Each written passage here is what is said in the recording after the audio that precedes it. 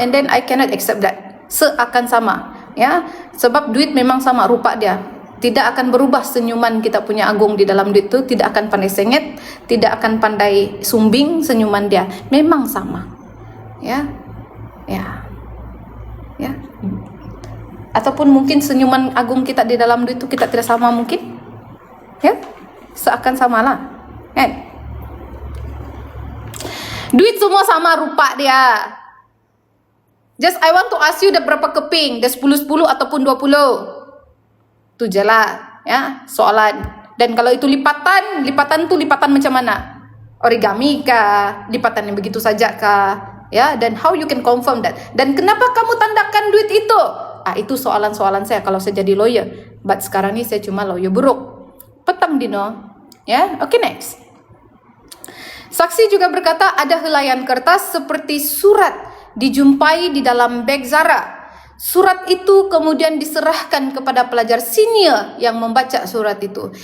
Sekali lagi saya tekankan bahawa mengambil sesuatu barang di tempat yang bukannya milik kamu adalah melanggar hak privasi seseorang itu. Jika dikenakan tindakan, kamu boleh didapati bersalah just because kamu telah melanggar privasi seseorang. Ya. Adik-adik di sini dan juga sahabat-sahabat di sini kena belajar hormat hak privasi orang, jangan cross the line. Ya, jangan sesekali cross the line. Remember that. Okay? Bila kau ambil surat helaian tu daripada beg adik Zara kita, and then kau serahkan kepada orang lain pula, kemudian dibaca, kamu sudah melanggar hak privasi adik Zara Khairina. Ya, dan kamu juga boleh adik Zara Khairina ni boleh juga akan memberi tuduhan dan kau mencuri dan menceroboh beg dia. Hanya betul-betul pas sejauh di mana kita simpan-simpan barang privasi kita. That's right. Ya. Ingat How you know that surat tu ada di situ? How you know that duit tu ada di situ? How you know that pin itu ada di situ? Melainkan kamu betul-betul rapat ataupun tidak rapat dengan adik Zara Khairina sehingga masalah ataupun tempat-tempat penyimpanan yang sulit diketahui dengan mudah. Betul tidak? So you just think about that. So easy lah kan? Do you understand that? Kan? How you know that? How you know? Dan surat itu bukan, kau tidak boleh ambil sembarangan tau. Dan kau serahkan kepada orang lain. Dan apa hak kau untuk menceroboh beg adik Zara Khairina? Dan how you know ada duit di situ? Macam mana kau tahu ada pin di situ? Macam mana kau tahu ada surat di situ? How you know? Kalau saya jadi peguam, saya akan tanya begini. Baiklah, berikutan tadi kamu telah mengatakan bahawa ada 2 pin bendera terletak di situ dan juga duit itu seakan sama begitu.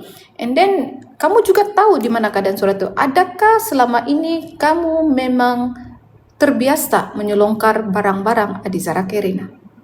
Begitu. Adakah kamu terbiasa menyelongkar barang-barang adik Zara Khairina? Adakah kamu pernah membuka beg Zara Khairina sebelum kejadian ini? Begitu. Saya akan tanya begitu. Berdarah telinga kau kalau kau dapat saya, maklumlah mulut ai kan, gitu. Ya.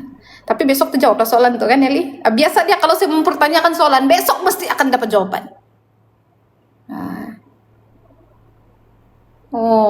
Contengan buku. Okay. Even contengan buku pun kita tidak boleh ambil hak orang. Itu tetap privacy. Ya. Itu tetap privacy. You know that privacy jangan pernah cross the line hak milik orang. Okay. Tapi kalau orang curi boyfriend kau sedekahkan sahaja. Sebab lelaki yang mudah dicuri itu bukan pasangan yang tepat. Itu adalah sampah yang harus dibuang dan dilepaskan. Begitu. Ya. Kalau lelaki tidak apa. You just let it go. Ya. Tapi kalau surat buku itu adalah milik kita, itu adalah privacy kita dan itu adalah hak kita. Ya. Kalau setakat lelaki, boyfriend, girlfriend begitu dan yang ada nama putra tu siapa? gitu, ya. Putra tuh siapa? And then kalau jenis lelaki begitu, don't keep it. Jangan simpan, jangan pegang, ya. Itu adalah beban dan bagi orang lain untuk menanggung beban itu. Cukup. Oke? Paham? Sampai sini? Nah, gitu. Itulah saya cakap, saya ini pakar konseling.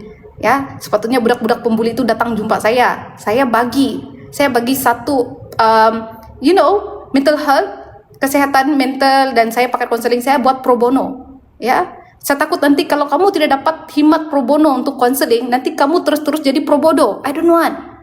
Oke, biarlah saya punya account di Kana Shadow sekarang nih. Coba kamu tap F1 dulu. Kamu suka kan kalau saya bercakap begini?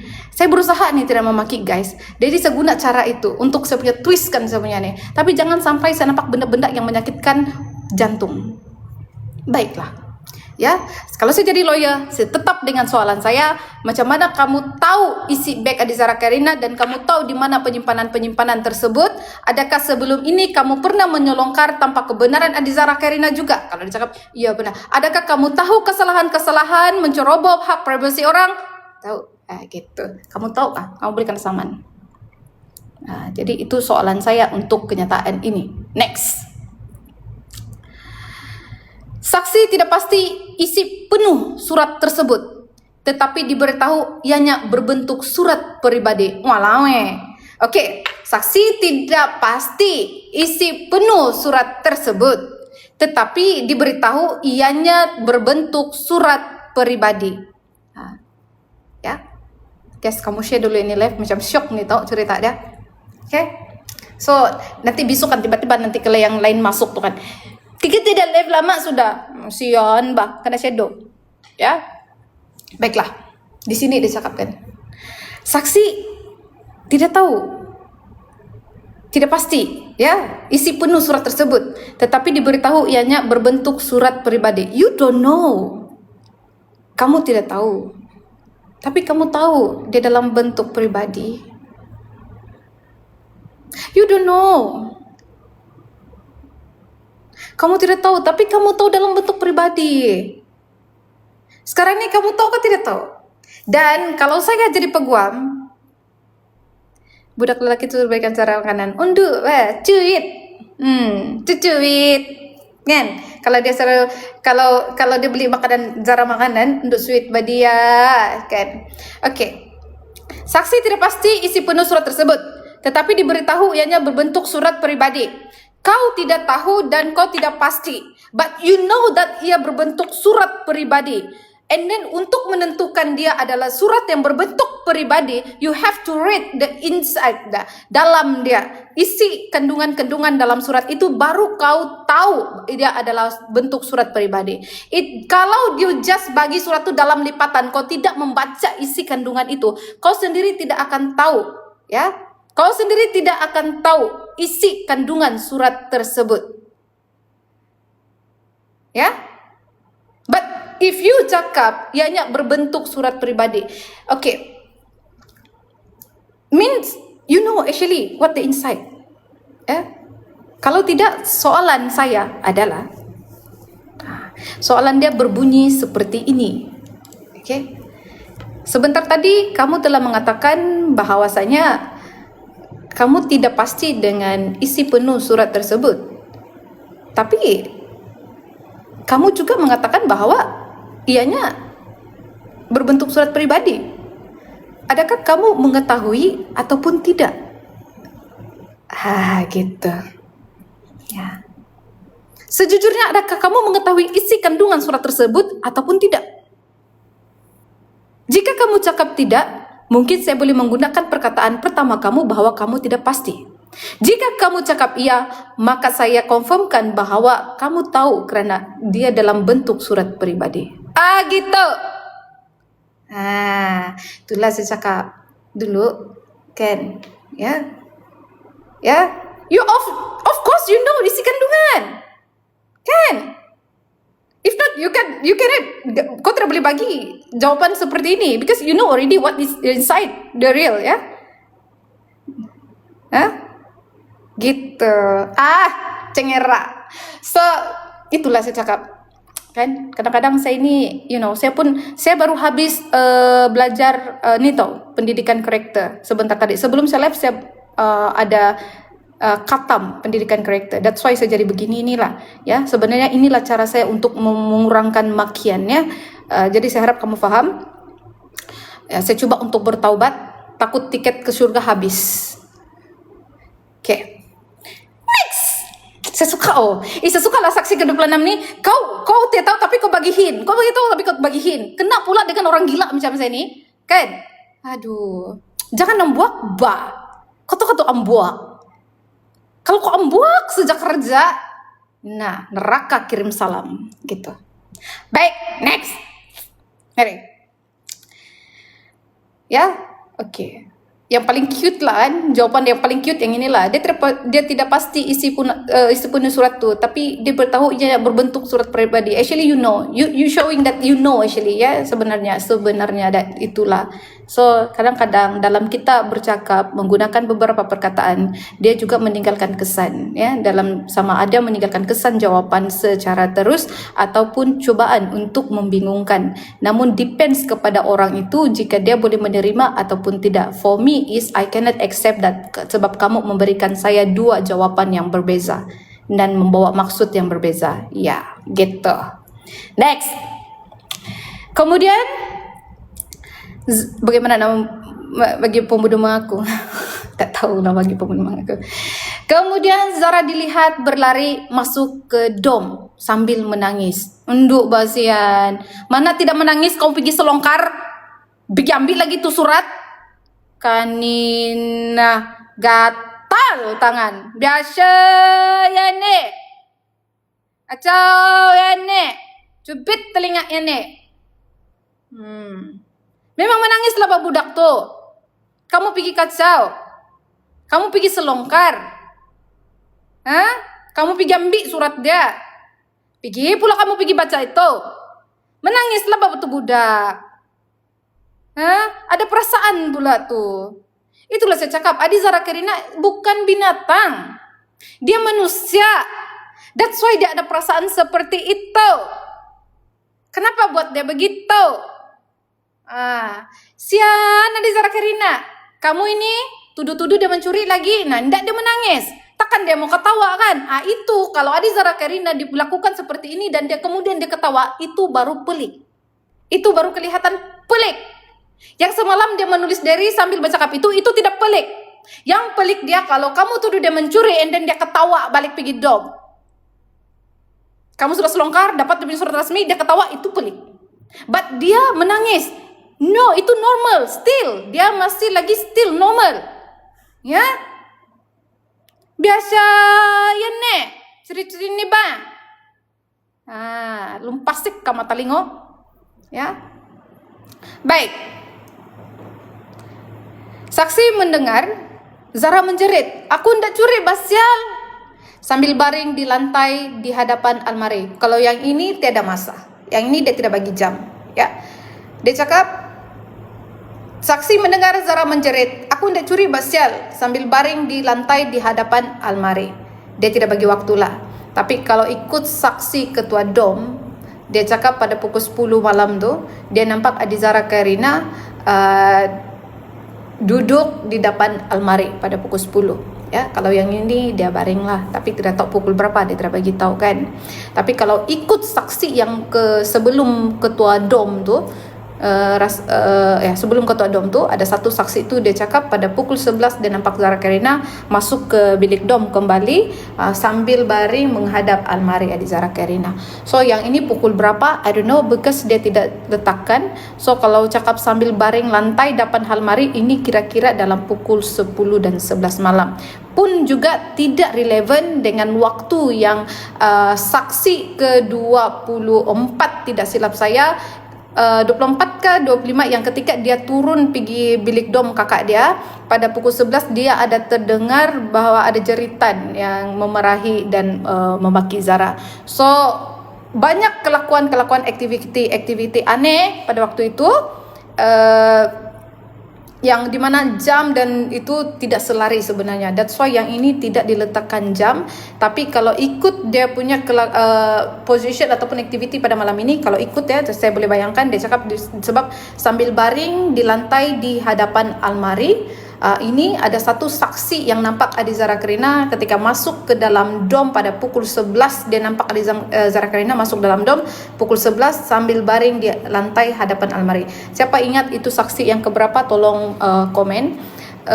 Pukul 11 Tapi kalau ikut saksi yang ada kakak dia yang dengar di bawah tu, tingkat 2 tu, dia cakap pada pukul 11 dia terdengar daripada bilik dom sebelah, tapi dia tidak tahu dom mana satu, di mana itu adalah bilik MA.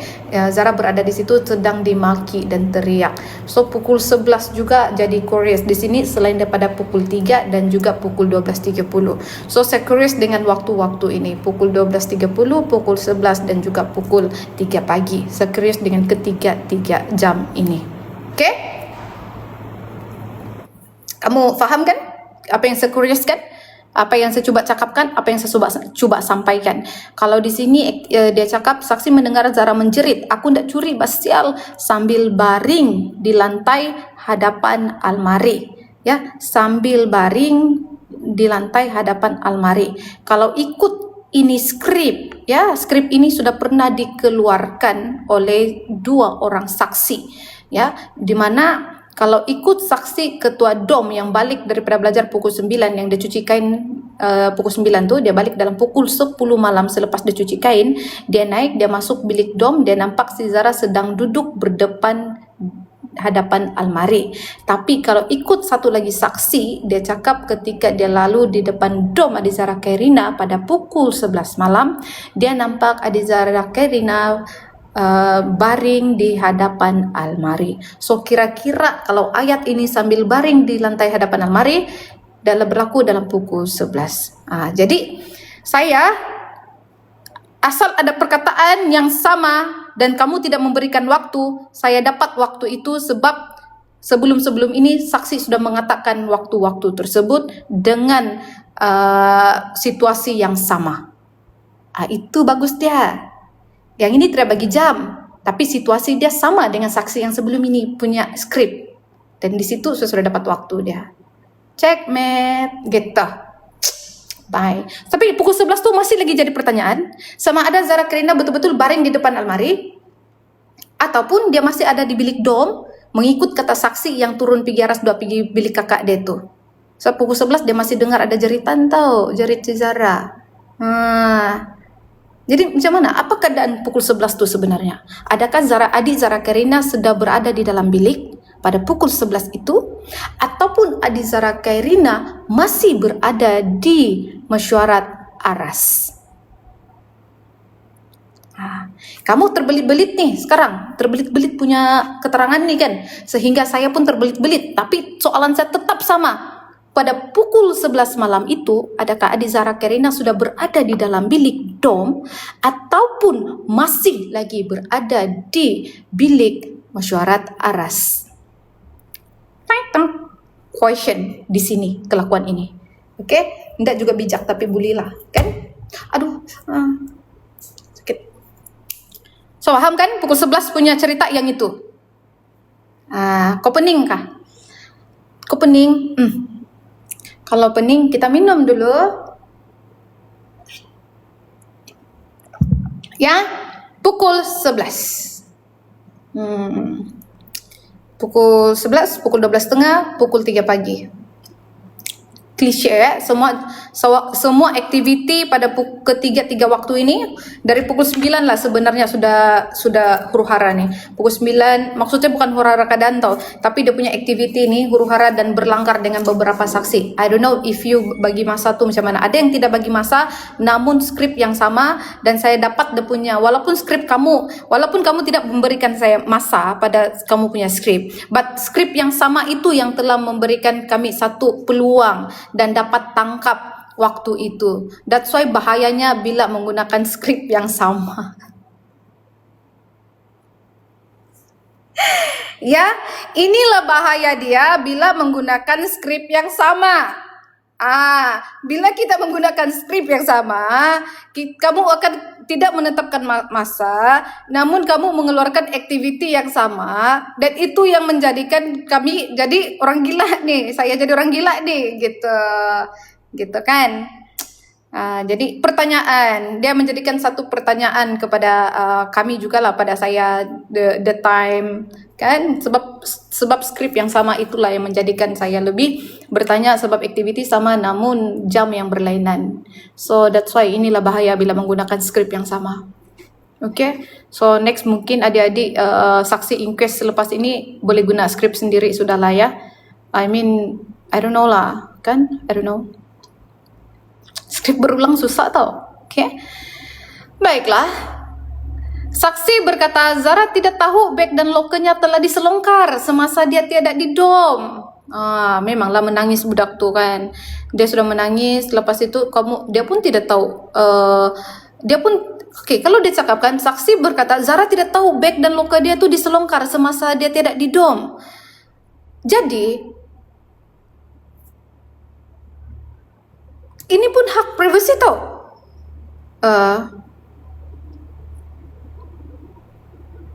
Ya, ini pun hak privasi. Kamu kena minta kebenaran daripada tuan badan, sebab dia tidak tahu. Ya, kamu kena jumpa tuan badan. Elizabeth sudah pernah jumpa Mama Zara kah? Dia tidak pernah. Ya, tapi Aunty pernah. Aunty Joy, gitu. So ini juga satu kesalahan. Kalau saya jadi Mama Zara, saya akan saman ke semua budak-budak ini kerana telah melanggar privasi adik Zara Kerina. Ya, okay. Kalau saya Mama Zara, saya akan saman. Because di sini kamu sudah memberi pengesahan dan kamu sudah mengakui bahawa adik Zara tidak tahu beg dia diselongkar. Jadi itu adalah satu pelanggaran privasi dan kamu sendiri telah mengesahkan. Andai kata kamu tidak mengesahkan kejadian itu, mungkin susah untuk mencari bukti yang adik Zara ini membenarkan beg dia diselongkar dan mungkin kamu tidak akan dikenakan tindakan. Namun di sini sudah beberapa saksi mengesahkan bahawa adik Zara Kerina tidak tahu beg dan loker dia diselongkar dan kamu telah mengambil beberapa barang daripada beg adik Zara Kerina dan kamu sendiri telah mengesahkan. Saya harap ada saman yang dikeluarkan kerana kamu menceroboh ya hak privasi orang lain. Ini harus ditekankan. Kalau saya adalah kita salah ini kesalahan dan kamu juga buat pengesahan tentang itu. Okey, baik.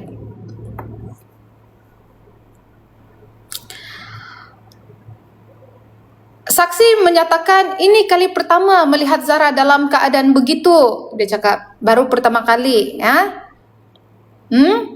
Pertama kali dia nampak Zara Kerina dalam keadaan begitu. Oh ya? Are you really want to say like that? Betul kah? Itu adalah pertama kali kamu nampak keadaan Zara begitu. Kan? Ya?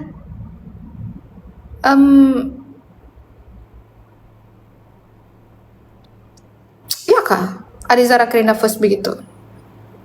It's okay, saya baca aja lah kan. Ya, saya baca saja lah. Semasa Zara menangis, saksi juga mendengar seorang pelajar junior berkata kepada semua ahli bilik, semua Zara batch kita ini ada problem. Apa maksud dia? Semasa Zara menangis, saksi juga mendengar seorang pelajar junior berkata kepada semua ahli bilik, semua Zara batch kita ini ada problem. Apa maksud dia? Semua Zara batch kita ini ada problem. Apa maksud kamu? Apa maksud ini? Semua Zara batch kita ini ada problem. Kenapa kau cakap begitu? Sebenarnya tidak banyak masalah kalau kamu tidak mencari masalah sebenarnya. Ya? Apa maksud dia? Dalam bilik ada problem. Semua Zara batch kita ni ada problem. Dia cakap semua Z, semua Zara batch kita ni ada problem. Oh, Jadi kamu letakkan kesalahan itu sepenuhnya di bahu Zara, like that. Dan siapakah pelajar junior yang mulut macam sial ni?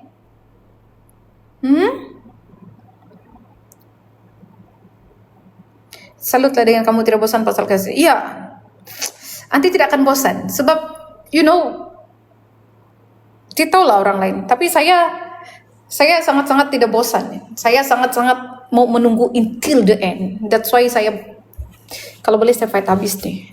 Ya, so yang tahu macam mana saya fight tahu lah, kan? Kamu cakap apa? Junior nih, pelajar junior nih, mulut siapa nih? Ini pelajar mana nih ya? Dia cakap semua ahli bilik, okay, semua Zara batch kita ni ada problem, dia cakap. Wow. Boleh tahan mulut kau dek? Boleh tahan mulut kau ni ya? Ya? Mulut kau boleh tahan juga nih, boleh tahan puaka. Ya? Boleh tahan puaka juga mulut kau ni kan? Berani kau baru junior tau. How if kamu sudah naik tingkatan 2, tingkatan 3, tingkatan 4, tingkatan 5?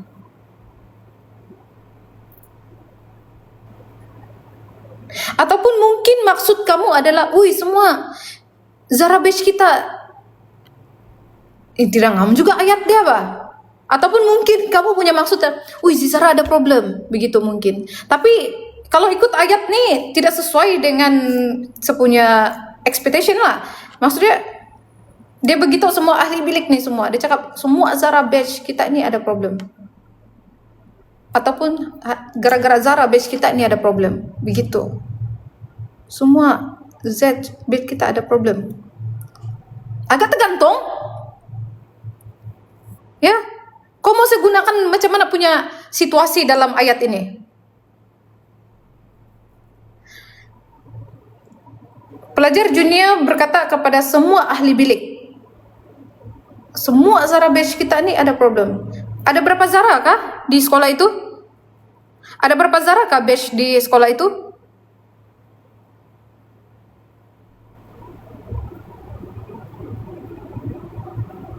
Ada berapa Zara? Kalau saya ni pertanyaan saya, ada berapa Zara kah di batch kamu? Kalau dia cakap semua Zara batch kita ni ada problem.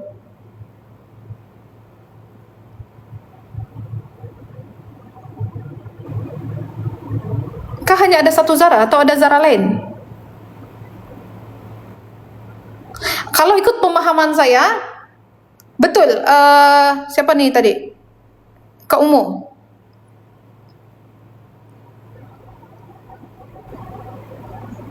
Kalau ikut pemahaman saya, ada lebih satu Zara. Ada seorang lagi saksi tingkatan 1, nama Zara juga. Oh ya? Kalau ikut pemahaman saya, kalau dia punya ayat begini, tergantung. Semua Zara batch kita ni ada problem. Ada satu Zara lagi. Begitu. Semua yang bernama Zara tu dengan batch diorang ni problem. Macam tu. Ataupun dia cakap mungkin nama Z suka buat problem. Ini Nasani. This is maksud saya. Siapalah tu ya? Udah tahu lah. Ataupun dia cakap semua gara-gara Zara batch kita ni ada problem. Begitu. Tapi tidak mungkin dia libatkan Zara yang lain kan? Sebab yang case ni memang hanya ada kepada Zara, tertumpu. Secara logiknya memang Zara itu.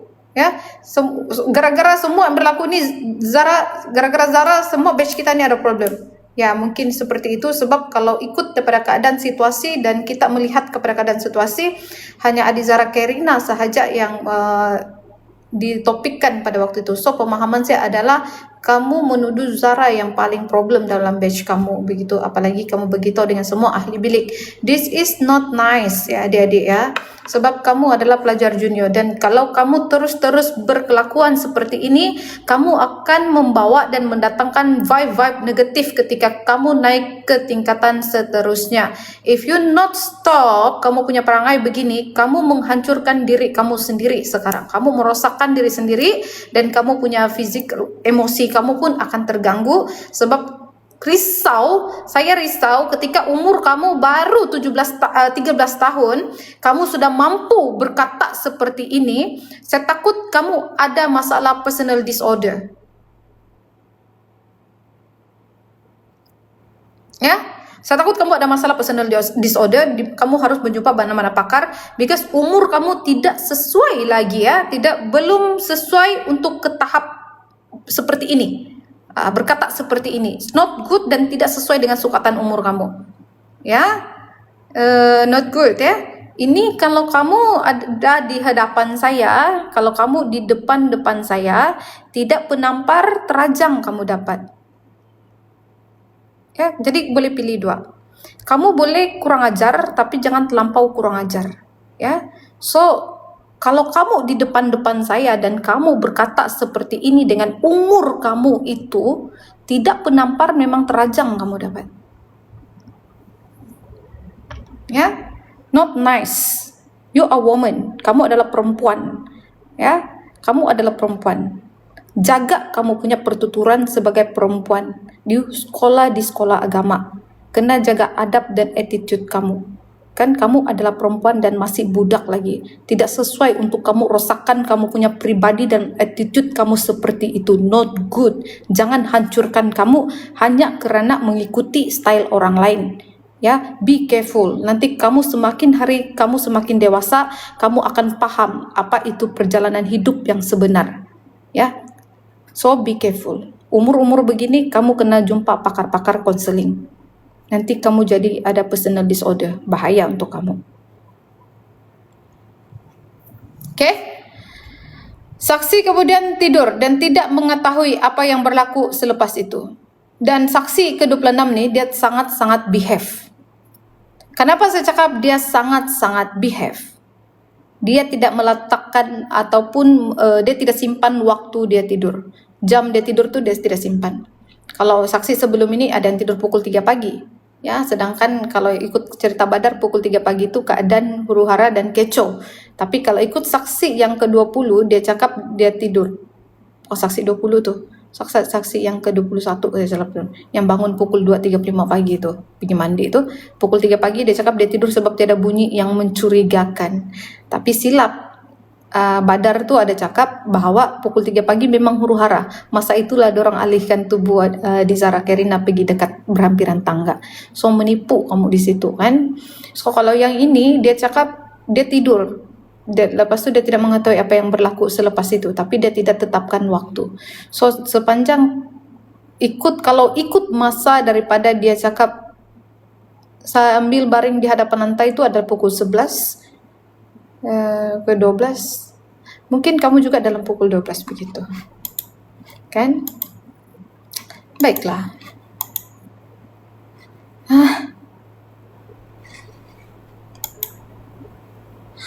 Pada pagi 16 Julai saksi bangun sekitar 4 pagi dan mendapati Zara sudah tiada di dom. Come on dek, jangan pura-pura.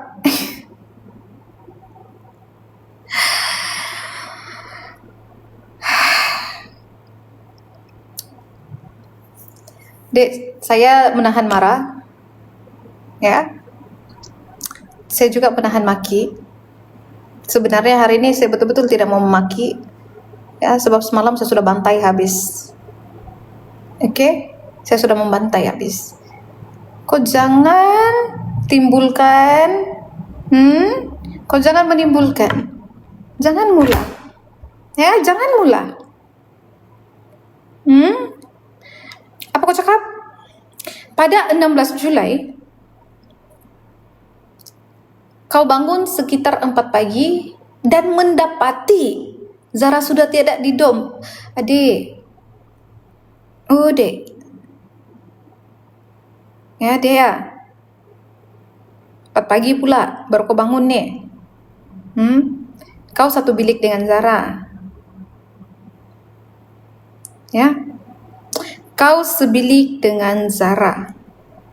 Dan pada pukul 4 baru kau mendapati adik Zara Karina tiada di dalam dom. Adik, kalau ikut Badar tu, Pukul 3 pagi, huru-hara. Asrama tuh huru-hara. Dan banyak pelajar berada di koridor. Pukul 3 pagi.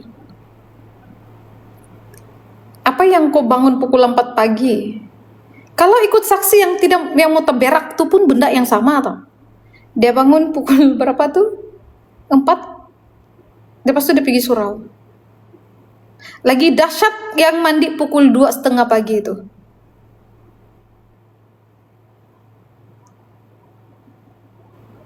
Hah? Lagi dahsyat yang mandi pukul 2:30 pagi itu. Dia tidur pukul 3 pagi. Lepas itu dia cakap dia tidak dengar bunyi yang mencurigakan. Ya, tapi kau lagi dahsyat nih. Sekolah tengah huru-hara nih. Asrama tengah huru-hara nih. Siapa cakap huru-hara? Tuh, saksi Badar dan juga saksi budak tuh. Nah, kau lagi dahsyat nih pukul 4. Sedangkan saya difahamkan saksi yang nampak darah banyak dari bawah tuh, saksi yang mau teberak tuh kan. Dia sendiri nampak dia sendiri tengok di atas memang semua pelajar sudah keluar di koridor. Kau di mana masa itu tertinggal? Nih kalau ada kebakaran nih kau duluan terbakar dalam tuh sekolah. Firing sudah berbunyi, alarm fire sudah berbunyi itu, kau masih lagi tidur di katil. Memang terbakar kau duluan nih. Kalau ada kebakaran, hendak kau sedar-sedar. Gitu. Tapi saya tidak percaya juga lah. Ya.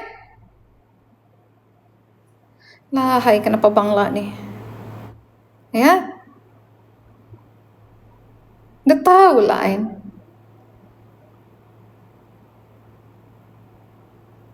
kan? Hai. Kalau ikut saksi yang ke-20 tuh, kan? Saksi yang 20 lah. Saksi 20 tuh yang mau teberak tuh kan. Kalau ikut dia punya cakap nih, masa dia bangun pukul 4:30 tuh. Dia 4:30 pula dia bangun.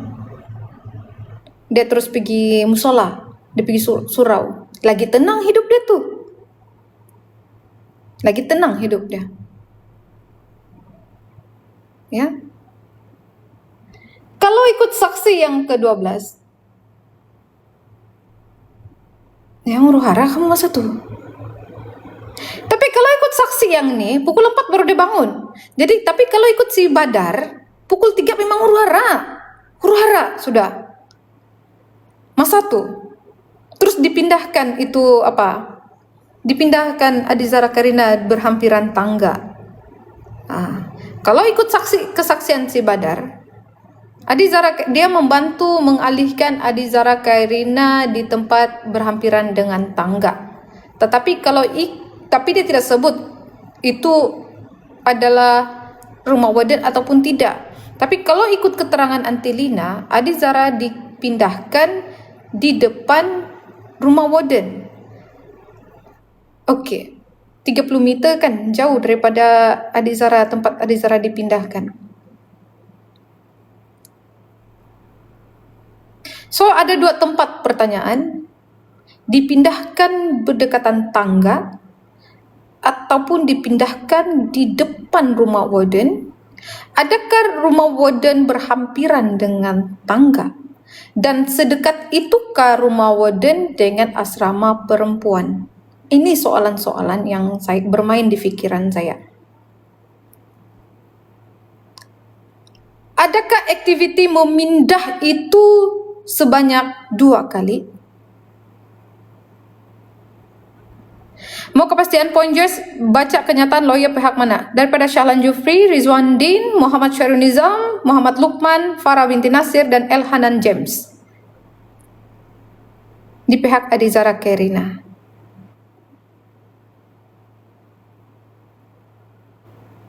Saya membaca kenyataan lawyer Adizara Karina. Sebab saya berada di pihak Adizara Karina. Kalau saya membaca kenyataan di pihak tertuduh, tidak adil untuk saya. Sebab kenapa? Setiap peguam bela semestinya membela anak guamnya. Ya. Setiap peguam bela akan mengeluarkan kenyataan yang akan membela guamnya, yang membela anak guamnya. Karena itulah kerja mereka adalah membela anak guam mereka. Maka kenyataan akan timbul dalam dua version. Satu, menyalahkan Adizara Kairina seteruk-teruknya. Dua, akan menyalahkan OKT. Tapi di sini adalah inquest. Inquest. Ya. So, walaupun inquest ini agak kepada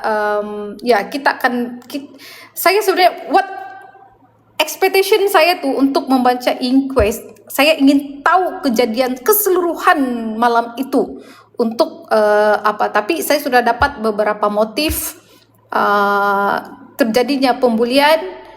Macam kata Saifuddin lah kan, Saifuddin sendiri sudah cakap bahwa kes ini memang ada unsur-unsur bully dan juga pengabaian. Jadi kalau saya baca keseluruhan inquest ini, kan?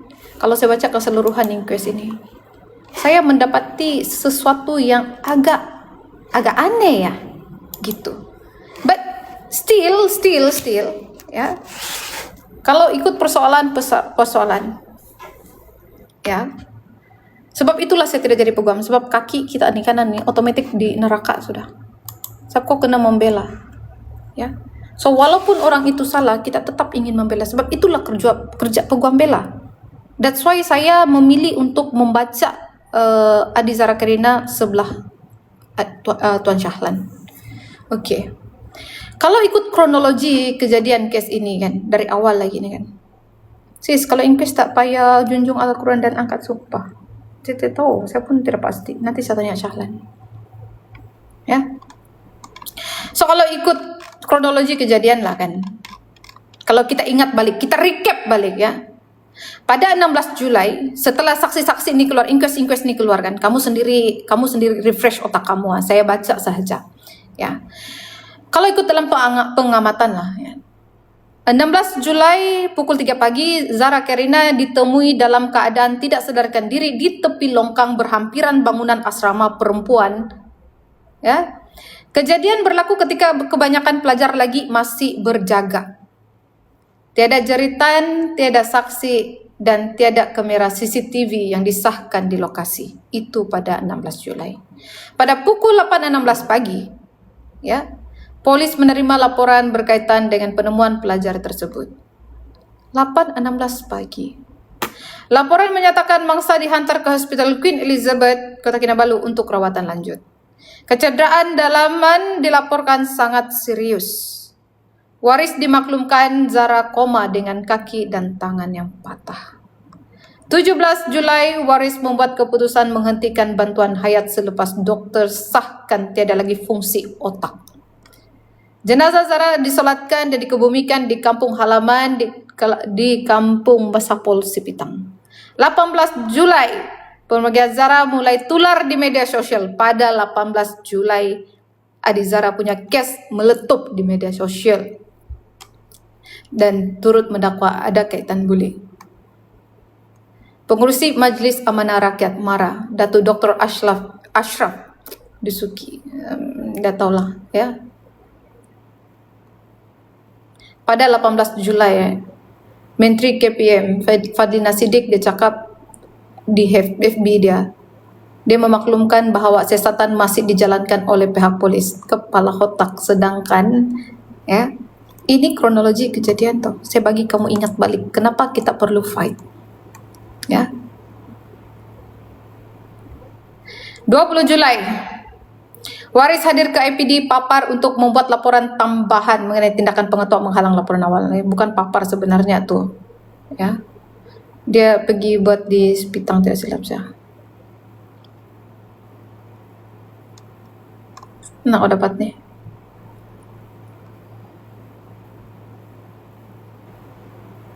Kalau ikut pada 1 Ogos, Peguam Hamid Ismail. Masa itu ada Peguam Hamid lagi. Ya. So banyak sebenarnya ya yang agak macam, kalau ikut sampai 8 Ogos, sampai 9 Ogos punya, setiap hari punya nih kan. 11 Ogos Adizara Kairina dikebumikan semula. 11 Ogos Adizara Kairina dikebumikan semula selepas postmortem. Dan kalau kamu masih ingat kan, pada ketika itu kan, ketika kubur digali semula,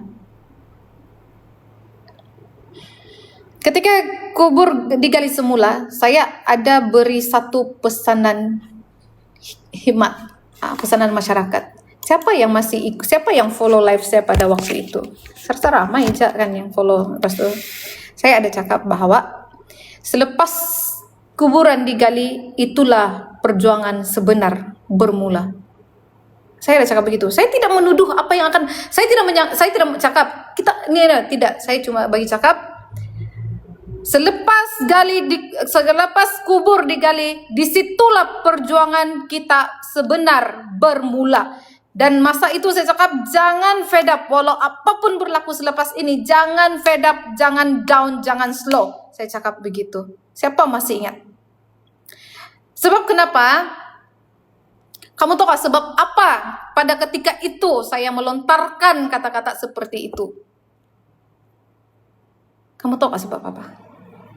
Thank you yang masih ingat. Bermakna kamu memang follow saya dari awal lagi sebelum kuburan itu digali. Kamu tahu sebab apa? Saya bukan tahu sesuatu, tidak. Tapi insting saya cakap, there had something you need to fight, yaitu keadilan, justice. Dan kenapa saya tiba-tiba cakap benda tu? Sebab dari awal kes ini pun sudah melanggar SOP. Banyak SOP yang telah dilanggar. Selepas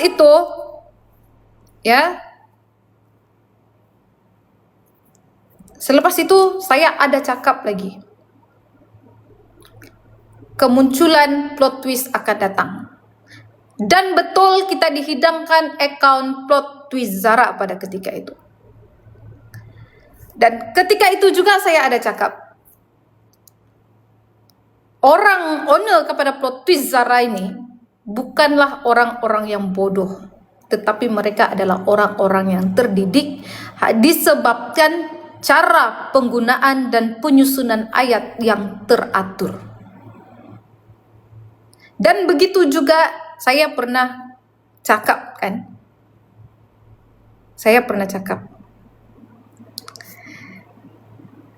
kemudian timbul lagi satu account Inside Zara Kairina. Betul tidak? Saya menegaskan bahwa mereka adalah orang yang sama kerana penggunaan kalkato yang sama, ayat yang tersusun rapi, dan latar belakang sepertinya seorang yang terdidik, education, pada ketika itu. Dan at the same time, siapa masih ingat tentang keratan Derry yang telah digambar dan dipaparkan di plot twist Zara, account plot twist Zara? Pada ketika itu saya sedang menganalisis tulisan. Saya cakap, ini sebelum pakar kimia tulisan dipanggil. Saya cakap ada tulisan tangan orang lain. Dan itu bukan tulisan Zara Kairina. Kenapa saya cakap begitu? Sebab I dan E dia tidak konsisten pada waktu itu. Keratan pertama I dia terbaring. Keratan kedua I dia menegak. Kemudian ada I dia yang rukuk. Saya cakap ini tulisan tangan yang bercampur. Kemudian ketika inquest berjalan, betul. Dan itu tekaan saya beberapa kali sudah tepat. Saya cakap ada tulisan campur tangan orang lain. Dan ketika pakar tulisan tangan dipanggil, pakar kimia dipanggil, maka terjawab, betul ada campur tangan tulisan orang lain. Dan saya ada cakap lagi kan, Plot twist akan timbul dalam pelbagai bentuk, dan plan A gagal, dorang akan buat plan B. Kalau plan B gagal, akan ada plan C. Kalau ada plan C gagal, dorang akan plan sehabis baik.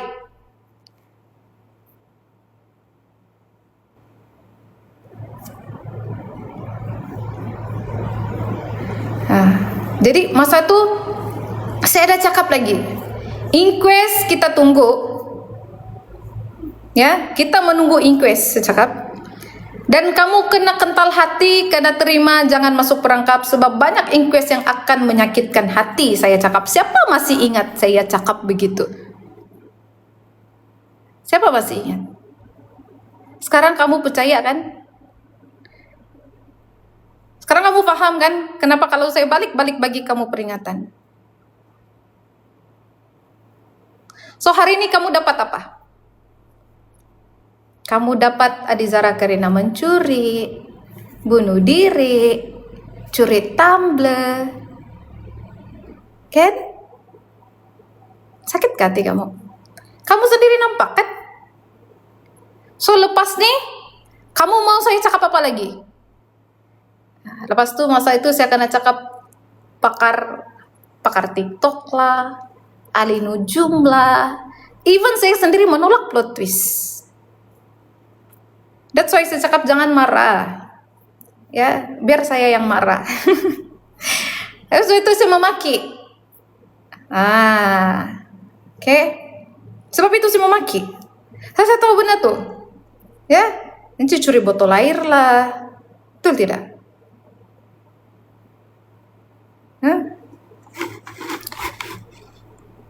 So, macam, you know, kenapa saya dapat saksi yang sampai ke 20, mana 27 pun Eli? Saksi ke 27, bermula dan habis. Saya tidak dapat tuh keterangan dia. Besok tak dapat. Yang 30 punya. Adakah 27? Tidak. Tapi itu saya cakap, jangan sakit kepala, jangan sakit hati. Ya. Walaupun sakit hati juga nih, hari Rabu, Beb. Oh, oke. Ya, saya sakit hati sebenarnya. Tapi saya sudah tahu, saya sudah dapat agak apa yang kita akan dihidangkan. I'm good, Hawa. Ya. 27 kena cari dengan peguam bela. Oke. Sebab itulah saya cakap, kenapa wahai pembina plot twist Zara, ya. Saya mau kasih tahu kamu bahwa kita punya otak saya ini. Hari ini ada inquest tidak? Ya. Otak saya ini adalah otak yang curious, dia sangat tinggi. Jika saya sudah nampak dari awal ada kegagalan dan ada plot twist dikeluarkan, saya yakin dan percaya ada lagi plot twist yang akan timbul di belakang. Ketika inquest pertama, saksi kanak-kanak pertama dikeluarkan, saya sudah tahu bagaimana lagi dia akan datang. Dia akan tak tiun bagaimana lagi. Memang akan mencuri.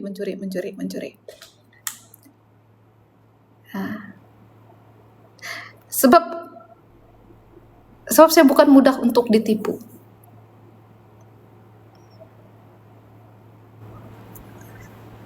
Saya bukan mudah untuk ditipu. Saya curious sangat tinggi. Jadi bila saya bawa orang, jangan percaya dengan plot twist begini kan, sebab itulah saya kena ban, sebab itulah saya kena report, sebab itulah saya kena report 10 menit, 20 menit, 30 menit. Ada saya terbaca, kata dia Rizara, diorang ada terjumpa di tong sampah. Ada juga saya terbaca tuh. Dari lawyer side sana kan lawyer side yang sana kan ada, saya ada terbaca. Tapi kenapa kan? Okay, bye Zamdra. Ya. Tapi itu jangan mudah percaya sama, saya kasih tau kamu, jangan mudah percaya. Kalau kamu percaya dengan plot twist ini kan, kita akan lupa tentang report kecederaan. Tahu? kita akan lupa tentang report kecederaan. Sebab apapun yang terjadi dalam inquest, apapun yang kita baca, apapun yang kita terima, iya kita dapat motif dia. Kita dapat jumpa motif dia, kita tahu betapa kekejaman yang berlaku di asrama begitu. Dorang cuba untuk kita lupa tentang report kecederaan. So jangan lupa ya. Walaupun kita dihidangkan inquest dengan pelbagai dan macam-macam ni apa semua tu, it's okay. Don't care. I don't care about that. Saya mau tahu tentang report kecederaan yang pertama sahaja, di mana kamu awal-awal menerima Adizara Khairina yang ketika itu ya. Adizara Khairina dalam keadaan darurat tu kan, nazak tu, maksud saya memang sakit sudah kan. Di mana report kecederaan yang pertama. Dan lepas tu, walaupun begitu, report kecederaan yang sebelum ini yang ditimbulkan pun buat saya tertanya-tanya. Ya, buat saya tertanya-tanya. Bagaimana keadaan patung itu? Adakah kepala masih di badan mannequin? Maaf, saya mau bertanya, macam mana cara kita nak hentikan saksi daripada bertambah sampai berpuluh-puluh? Itu depends dengan apa yang diperlukan oleh mahkamah, keluarga Adizara, jawapan sehingga puas. Tapi saya percaya, kamu kena percaya bahawa ada jawapan-jawapan yang tidak dikongsikan secara umum untuk menjaga keselamatan saksi. So apa yang ada ini pun cukup sudah menyakitkan hati dan memberikan hint. Apalagi kalau kita dihidangkan dengan jawapan-jawapan yang tepat, betul tidak? So ini pun sudah cukup bersyukur ya. Ini pun saya harap jangan dihentikanlah mengkongsi ringkasan-ringkasan yang berada di mahkamah, sebab kamu kena transparan dengan kami. Kes ini sudah pun nasional dan semua apa yang berlaku di mahkamah saya harap walaupun tidak terlalu transparan, tapi bagi kami satu maklumat-maklumat yang kami boleh tahu setakat mana sudahkah perjalanan inquest ini. Saya harap tidak dihentikan, memandangkan Perhimpunan Aman pun sudah direhatkan seketika. Saya harap ringkasan-ringkasan ini tidak dihentikan sampai begitu saja. I hope that teruskan berikan kami maklumat-maklumat ya, sebab kes ini adalah international sudah. Maksud saya semua orang sudah tahu ya. So kami follow kes ini. Saya harap tidak dihentikan, sebab kalau ikut kesaksian inquest saksi ini banyak waktu-waktu yang bercanggah. Banyak waktu-waktu yang bercanggah dalam aktiviti yang sama tetapi waktu yang berbeza. Jadi apakah yang berlaku sepanjang pukul 9 sehingga pukul 3 pagi itu? Mesti ada sesuatu. Sebab kalau tidak ada sesuatu, kenapa percanggahan waktu dan aktiviti berbeza setiap saksi? Okay? Dan walaupun sebenarnya saya nampak dia punya motif saya boleh dapat. Saya tidak tahu kamu dapat ke tidak ya, tapi kalau ikut motif dapat perselisihan waktu tu banyak ya, melakukan dia punya aktiviti sama tapi dia punya waktu berbeza ya, itu persoalan saya juga ya. Kalau tak suka maybe sehelai sejang dikoyak kantakan aku yang beberapa sebelum, betul ya.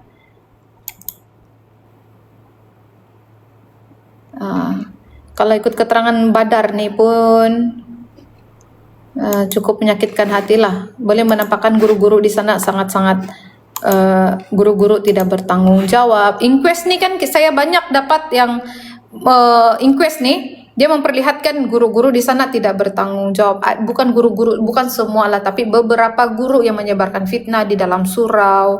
Ada guru yang memanggil pelajar dia anjing. Lepas tu anak-anak pelajar asrama sana senior yang tidak suka layan junior bertanya pasal pagar pun dia tidak mau jawab. Ada juga senior yang biadab tahap gaban, suka memaki pukima anjing sial lepas semua. Lepas tu kita boleh nampak keadaan Zarah di dalam asrama itu seperti apa. Memang dibuli bertubi-tubi cukup lama ya. Jadi kita boleh nampak sepanjang inquest ini yang apa yang saya nampak lah, apa yang saya dapat. sistem lemah dan gagal, murid-murid tidak terkawal, di mana waktu belajar, waktu tidur tidak ditetapkan dengan baik. Walaupun sekolah itu berhampiran dengan hutan, sepatutnya anak-anak ini harus dijaga dan dikawal. Oke, bahaya ya, bahaya, kita tidak tahu ada perompak masuk membawa senjata tajam, dibunuh semua di dalam tuh, apa semua kita tidak tahu. Jadi tidak dikawal dengan rapi. Begitu juga dengan keberadaan CCTV. Sepanjang inquest ini belum pernah ada satu saksi pun menyebutkan pasal CCTV. Saya mencari CCTV setiap inquest, setiap kenyataan saya mencari CCTV punya perkataan, namun saya tidak menjumpai ada ataupun tidak. Jadi itu adalah asrama perempuan berhampiran di tepi jalan dan juga hutan. Should be ada CCTV untuk mengelak daripada masalah-masalah yang tidak diingini. Ya, sebab kita tahu malang tidak berbau. Mungkinkah tidak terjadinya pembunuhan kah, apakah, tetapi mungkin ada babi masuk kah, ada anjing-anjing masuk kah, ya.